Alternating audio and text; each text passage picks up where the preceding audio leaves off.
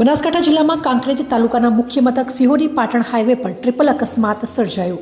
Turbo છકડો અને રિક્ષાના triple અકસ્માતમાં એકને ગંભીર રીતે ઇજાગ્રસ્ત હાલતમાં 108 દ્વારા સિહોરી ખાતે સરકારી હોસ્પિટલમાં ખસેડવામાં આવ્યો।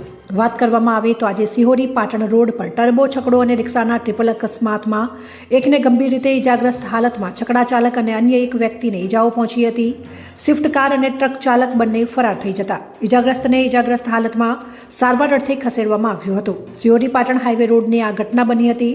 ટ્રાફિક જામ થતાં સિહોરી પોલીસ ઘટના સ્થળે પહોંચીને બંને વાહનોને પોલીસ સ્ટેશનમાં લઈ જવાયા હતા।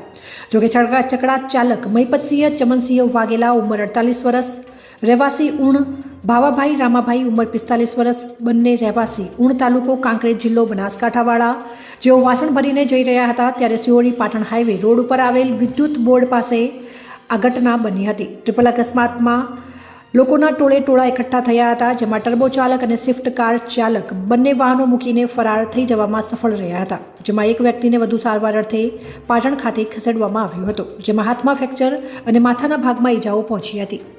અહેવાલ રામજીભાઈ રાયગોર, કાંકરેજ, બનાસકાંઠા।